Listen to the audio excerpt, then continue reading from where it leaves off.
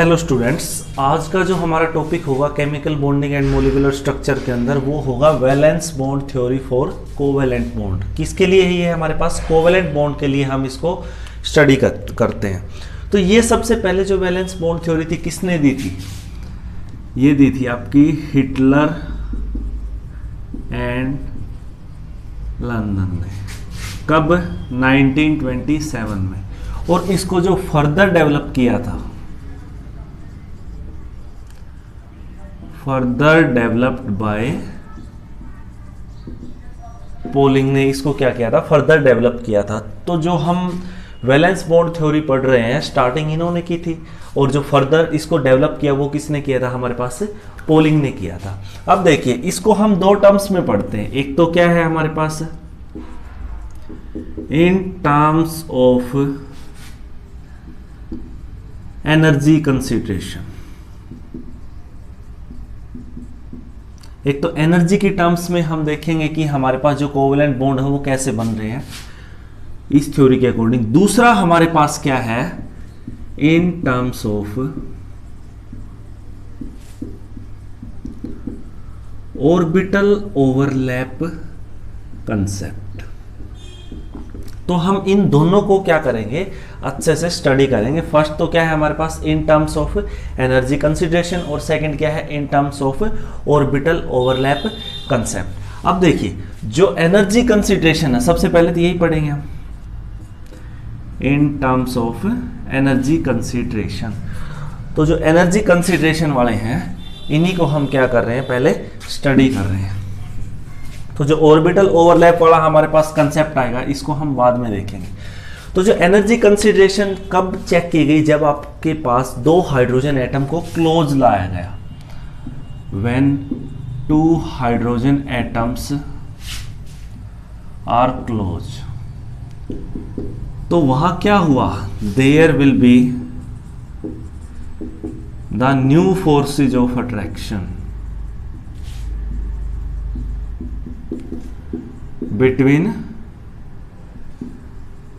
These atoms. तो जब दो हाइड्रोजन एटम को पास में लाया गया तो वहां क्या देखा गया कि जो नई फोर्सेज ऑफ अट्रैक्शन है वहां टेक्स प्लेस हो रही है, वहां नई फोर्सेज ऑफ अट्रैक्शन आ रही है। कैसे आ रही है?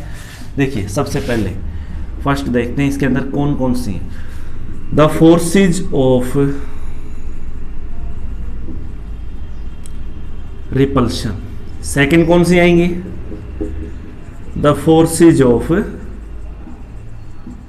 अट्रैक्शन। फोर्सेज ऑफ रिपल्शन किस किस के बीच होंगी और अट्रैक्शन किस किस के बीच होंगी?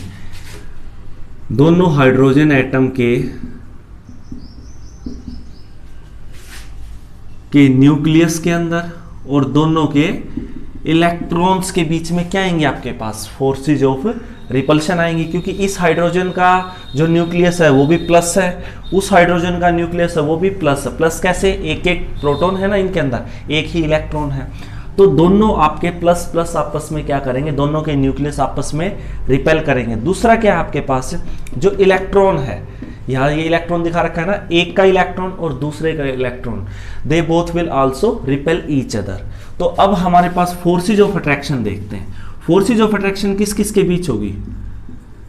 Nucleus of one and electron of other atom. तो आपके पास क्या होगा? एक का तो न्यूक्लियस होगा बच्चों, और दूसरे का क्या मिलेगा आपको? इलेक्ट्रॉन मिलेगा। भाई न्यूक्लियस के ऊपर ओवरऑल क्या चार्ज होगा? प्लस, इलेक्ट्रॉन के ऊपर ओवरऑल चार्ज क्या होगा आपके पास? Minus. So unlike charges attract each other, opposite charges attract each other. तो क्या होगा आपके पास? यहाँ से ये प्लस किसको अट्रैक्ट करेगा? माइनस को अट्रैक्ट करेगा। अब देखते हैं दो हाइड्रोजन एटम के आपके पास होंगे कैसे।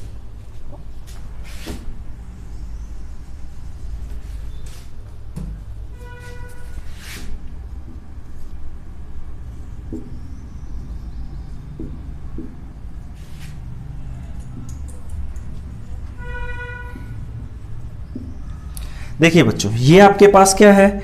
न्यूक्लियस है ए का। ये किसका न्यूक्लियस है? बी का। तो अगर ए का न्यूक्लियस है तो इसके अराउंड क्या घूमते हुए मिलेंगे आपको? एक इलेक्ट्रॉन भी तो मिलेगा हाइड्रोजन एटम का।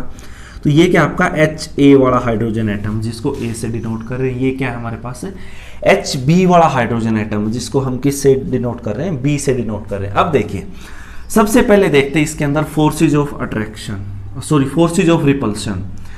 एक तो ये हुई और एक आपकी ये हुई।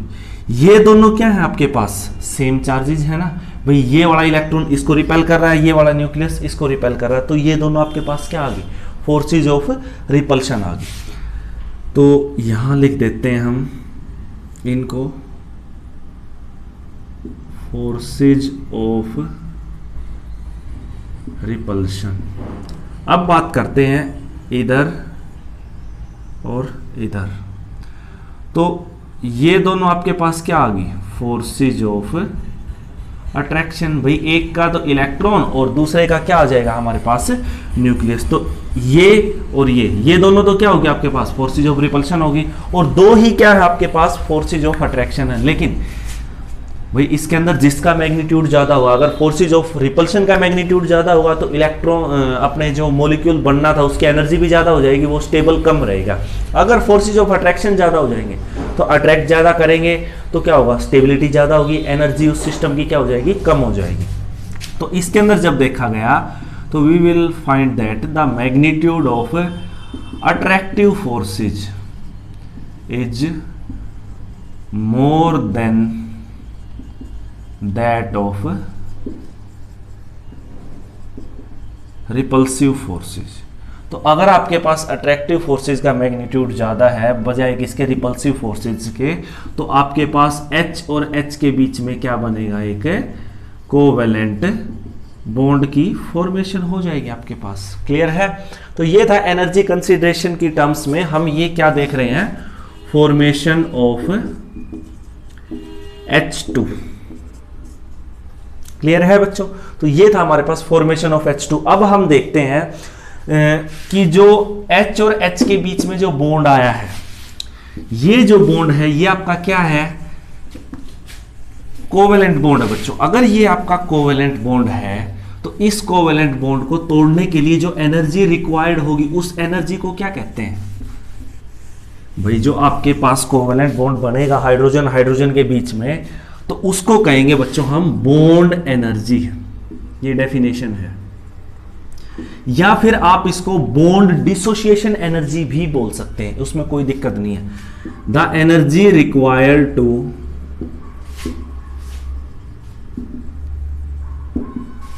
डिसोसिएट बॉन्ड या to break the bond, that is called bond energy या फिर बॉन्ड डिसोसिएशन एनर्जी, BDE।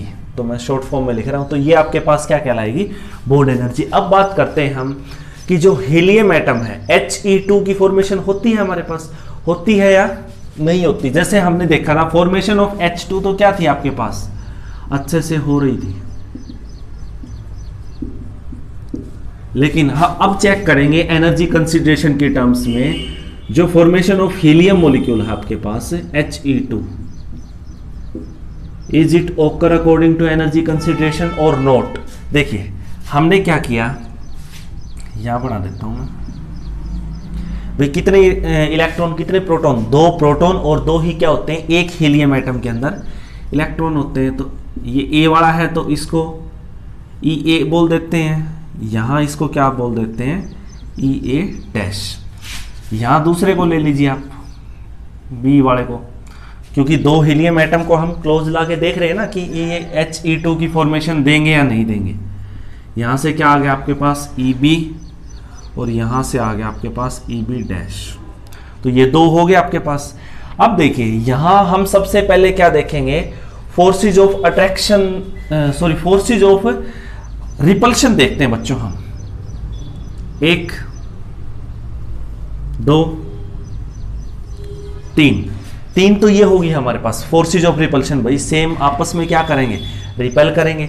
अब दूसरा क्या देखते हैं, ये इसको रिपेल करेगा, ये इसको रिपेल करेगा। ये मत सोचना कि ये इसको भी रिपेल करेगा, ये तो सेम के ही है बच्चों।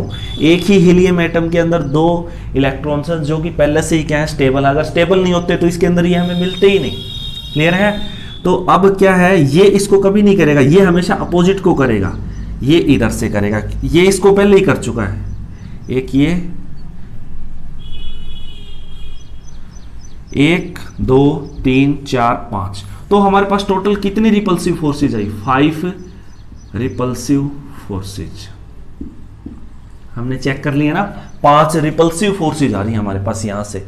अब हम इसके अंदर क्या देखेंगे? अट्रैक्टिव फोर्सेज देखेंगे। देखिए अब इसके अंदर जो फोर्सेज हम चेक करेंगे, मैं इनको रिपेल वालों को हटा रहा हूं एक बार,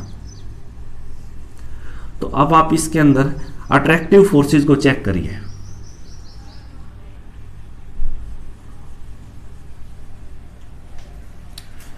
तो जो आपके अंदर क्या होगा, जो अट्रैक्टिव फोर्सेज होंगी, अट्रैक्टिव फोर्सेज कौन कौन सी होंगी? 1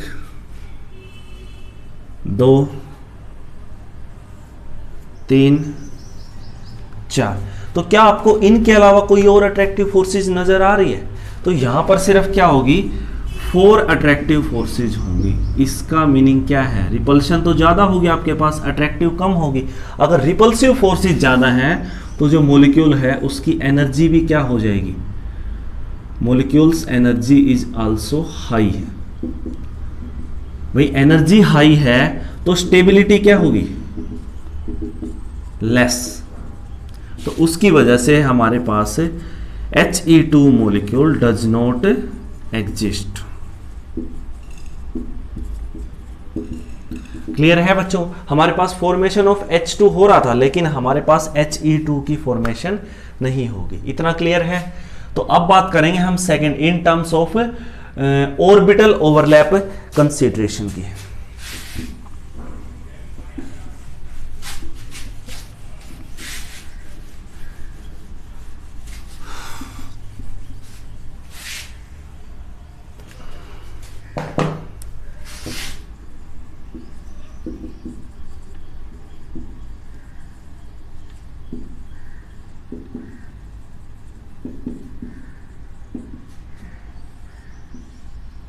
तो जो ऑर्बिटल ओवरलैप हमारे पास जो कंसीडरेशन है, इसके अंदर क्या होगा हमारे पास? भाई कोवेलेंट बॉन्ड की जो डेफिनेशन है यहां ऑर्बिटल ओवरलैप के अकॉर्डिंग अलग से दी गई है कि अ covalent bond is formed by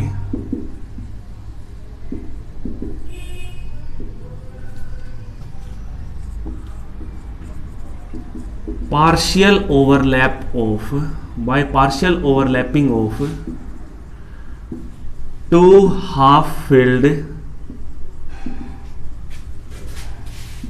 atomic orbitals with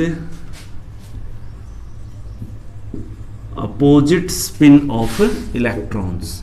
जो स्पिन होगी इलेक्ट्रॉन की वो आपको क्या मिलनी चाहिए? अपोजिट मिलनी चाहिए। तब आपके पास किसकी फॉर्मेशन होगी? एक कोवेलेंट बॉन्ड की फॉर्मेशन होगी। क्लियर है बच्चों? तो हम इसके अंदर देखते हैं, सबसे पहले फॉर्मेशन ऑफ H2 चेक करते हैं। तो हाइड्रोजन के अंदर क्या है आपका? 1s 1 होता है ना, तो एक इलेक्ट्रॉन है, एक प्रोटॉन है। इसकी स्पिन ऐसे आपके, ये फर्स्ट हाइड्रोजन है। सेकंड हाइड्रोजन देखते हैं हम, ये इलेक्ट्रॉन ऐसे, इसकी स्पिन क्या है आपके पास? अपोजिट है। तो इन दोनों को जैसे ही हम पास में लेके आएंगे तो ये आपस में क्या कर लेंगे? ओवरलैप कर लेंगे बच्चों, और यहां से आपके पास क्या आ जाएगा? H2 मॉलिक्यूल की फॉर्मेशन हो जाएगी। और यहां जो ये पार्शियल ओवरलैपिंग से जो बॉन्ड बनेगा दो हाफ फिल्ड एटॉमिक ऑर्बिटल्स के अंदर, that will be known as covalent bond. Clear है? अब एक और बात करते हैं हम, फॉर्मेशन ऑफ HF। देखिए हाइड्रोजन का तो वही सेम 1s, एक इलेक्ट्रॉन। अब फ्लोरीन का चेक करते हैं। फ्लोरीन के अंदर क्या होगा? 1s2 2s2 2p5। अब 2p5 को बनाते हैं हम। देखिए ये क्या है आपका? 2px, ये है 2py, ये है आपका 2pz। अब क्या होगा इसके अंदर? 2p5 था ना, तो आपके पास दो तो फुलफिल्ड मिलेंगे, एक आपके पास क्या मिलेगा? अनफिल्ड मिलेगा। भाई जो आपका 2pz वाला उसके अंदर एक ही इलेक्ट्रॉन मिलेगा और इसकी स्पिन क्या होगी आपके पास, अपोजिट होगी। तो ये दोनों आपस में, देखिए इन दोनों की स्पिन अपोजिट है, तो ये दोनों आपस में क्या करेंगे, ओवरलैप करके बॉन्ड की फॉर्मेशन करेंगे, जो कि कौन सा बॉन्ड होगा आपके पास, कोवेलेंट बॉन्ड होगा बच्चों। तो यहाँ क्या आ गया आपके पास है, ओवरलैपिंग से बॉन्ड आ गया और ये क्या बन गया आपके पास, HF मॉलिक्यूल की फॉर्मेशन होगी। इसी तरह आप किसकी फॉर्मेशन कर सकते हैं, F2 की भी फॉर्मेशन कर सकते हैं। F2 के अंदर सिर्फ क्या होगा आपके पास है,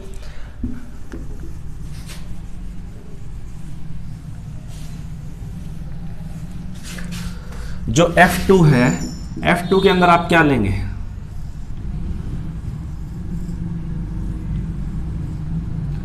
वही 2px2, 2py2 और 2pz1, वही सेम यहां बना दीजिए। यहां भी क्या मिलेगा आपको, वही 2pz, 2px2, 2py2। तो यहां से क्या हुआ, इन दोनों के बीच में क्या आपके पास अपोजिट स्पिन है ना। जैसे ही आप F और F को क्लोज लेके आते हैं तो आपके पास क्या होगा, ये दोनों क्या है, अपोजिट स्पिन के हैं। तो अपोजिट स्पिन होने की वजह से क्या होगा बच्चों, आपके पास है ये ऐसे आपस में क्या कर जाएंगे, ओवरलैप कर जाएंगे, पार्शियल ओवरलैपिंग आ जाएगी यहाँ, और यहाँ इनके अंदर वही इलेक्ट्रॉन्स पड़े रहेंगे और F2 की क्या हो जाएगी आपके पास है, फॉर्मेशन हो जाएगी। इधर भी दो हैं, इधर भी दो हैं, इसमें 2px में भी दो हैं, 2py में भी दो हैं, लेकिन 2pz के अंदर क्या आपका एक ही है। तो ये दोनों आपस में पार्शियली ओवरलैप करके किसकी फॉर्मेशन कर लेंगे, कोवेलेंट बॉन्ड की। तो बच्चों जो हमारा नेक्स्ट लेक्चर होगा उसके अंदर हम स्टडी करेंगे टाइप्स ऑफ कोवेलेंट बॉन्ड की। Thank you.